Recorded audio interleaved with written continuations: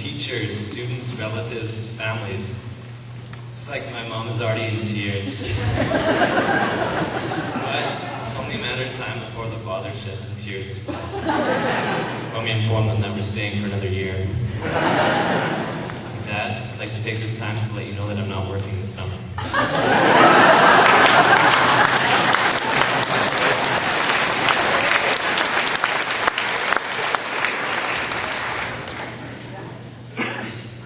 While making this speech, we had several amazing ideas. We were going to make a movie, but our cameraman / editor bailed on us, not to mention any names.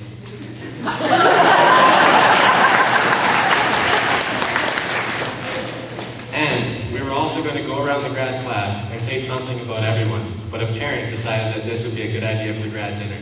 Once again, not to mention any names.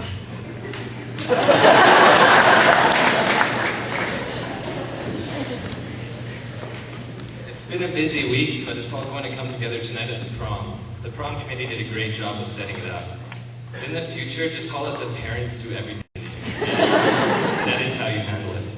In the spirit of the dance, we thought we'd enlighten all of you with some dance techniques from yours truly, Lewis Smith and Blake Tarzan. I know what you're thinking, yes, I realize I've only been to 2 school dances in my 5 years here, but I'm pretty sure that if I would have asked Miss Hamilton to dance, she would have accepted.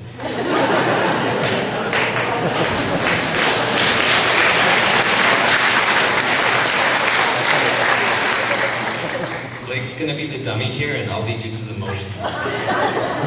First of all, you want to give your palms a quick wipe down.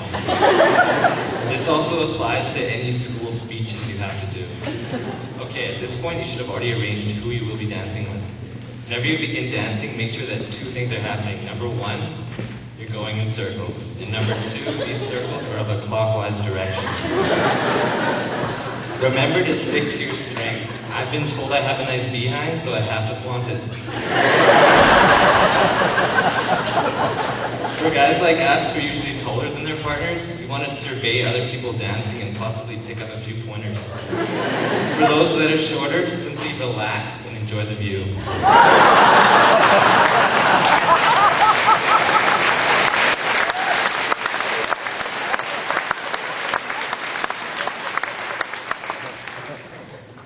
Throughout the school years, there are several events made to keep the student body not bored with schoolwork. Pep rallies are supposed to raise teen spirit through sports. I don't know about you guys, but a competition involving shaving a balloon or duct taping a student to the wall does nothing to actually raise teen spirit. Another interesting event that would happen would be the ICBC staged car accidents, which always happen to be behind the school and at the immediate start of lunch, followed with an announcement saying there's been a terrible accident in the backfield.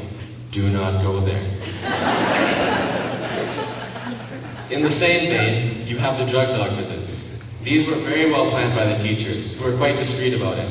This followed up with an announcement over the PA, which goes something like, Pedro Martinez Alexander has entered the building. This is more obvious than Mr. Kitts wearing cowboy boots to try to pretend he isn't short. You aren't fooling anybody. There are many classes that everyone took, ranging from shop to math, but the one class that we all had to participate in was physical education. It had its ups and downs, and I'm pretty sure that everyone can agree with me that one of the major downs was rugby. I distinctly remember in grade 9, after a week of learning the proper tackling techniques, our class was finally ready for a full-out game. First play of the game, everything's going well. I get the ball and begin running to the end of the field. The only problem was that I forgot our TA, who was about 7 years older than the rest of us, was also playing on the opposite team. I was running full out when all of a sudden I'm on the ground and I hear a large cracking in my neck. Lawsuit pending.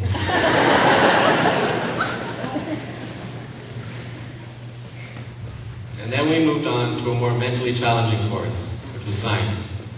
Everyone knows that with science comes dissections. Let me just tell you now, if you can survive the smell of formaldehyde, you should just get an immediate A. But if you actually have to dissect, simply make a few cuts and proceed to throw the specimen in the garbage and answer the questions using your textbook. When your teacher comes to ask you how it went, be sure to have a short list of body parts ready to claim that you found, as well as a few you just couldn't locate. In all seriousness, I think I can hear Miss Blair yelling at us to wrap it up right now. Yes, she yells a lot. So we'll leave you with one final thought here. When we came to this school, we were like sheep without a shepherd. Over time, the flock dispersed and various groups were formed, and then we were corralled into the same pen, and were watched by a shepherd. Now we are ready to go out into the real world. We'd like to take this time to thank all of the parents who have been there for us throughout the years, the relatives who have guided us with inner wisdom, friends who have always been there through thick and thin, teachers who have always taught us with great enthusiasm and the odd slice of humor, and I'm sure we taught them a thing or two as well. The community for cheering us on at sports games and donating their time and money to all of the events we've done. And last but not least, we'd like to thank the grad class of 2006 for making it one hell of a ride.